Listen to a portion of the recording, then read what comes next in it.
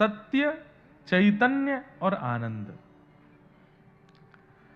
अब हमारे जगन्नाथ जी में भी 3 स्वरूप, वैसे तो 4 स्वरूप हैं, बलभद्र जी, सुभद्रा जी, महाप्रभु जगन्नाथ जी और श्री सुदर्शन जी, ये 4 स्वरूप हैं। परंतु इन तीनों में भी इन 3 भावों का दर्शन होता है। श्री बलभद्र जी सत्य स्वरूप हैं। क्यों हैं बलभद्र जी सत्य? सब लोग बहुत ध्यान से सुनिएगा। बलराम जी कौन हैं? शेषावतार हैं श्री बलराम जी महाराज, और वही शेषावतार आचार्य चरण श्री रामानुज स्वामी जी के रूप में प्रकट हुए।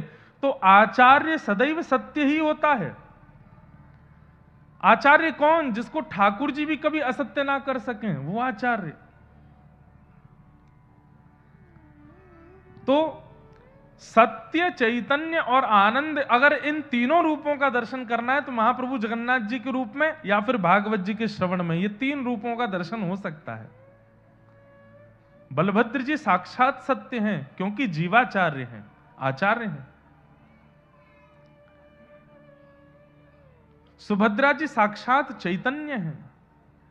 इसलिए जगन्नाथपुरी में बलभद्र जी का भी पूर्ण दर्शन नहीं हो पाता, जगन्नाथ जी का भी पूर्ण दर्शन नहीं होता, सुभद्रा जी का पूर्ण दर्शन होता। जो लोग, आप में से कितने लोग जगन्नाथपुरी गए? हाथ ऊपर करो। लगभग सब गए हैं। दर्शन करेंगे तो महाप्रभु जगन्नाथ जी भी इतने दिखते हैं। अब गरुड़ स्तंभ के पीछे से तो बिल्कुल इतने ही दिखते हैं, बलभद्र जी भी इतने ही दिखते हैं, लेकिन सुभद्रा जी परिपूर्ण दिखती हैं। नाम जगन्नाथपुरी है, दर्शन जगन्नाथ जी के हैं, लेकिन परिपूर्ण सर्वांगीण अंग का दर्शन यदि सब दर्शनार्थियों को होता है तो वो सुभद्रा जी का होता है। तो ये बात अगर कह दें तो इसमें कोई अतिशयोक्ति नहीं कि सुभद्रा जी का दर्शन ही प्रमाणित दर्शन है महाप्रभु जगन्नाथ जी के सुंदर मंदिर में, क्योंकि उन्हीं का ही परिपूर्ण दर्शन होता है, वही चैतन्य है। बलभद्र जी का और श्री ठाकुर जी का दोनों के दर्शन का परिपूर्ण फल सुभद्रा जी के दर्शन से प्राप्त हो जाता है, वो चैतन्य।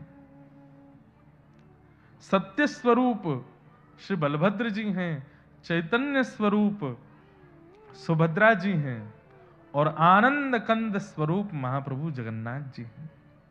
सच्चिदानंद रूपाय। ये महाराज जी अब आप बैठे हैं इसीलिए ये भाव प्रकट हो रहा है। ये कोई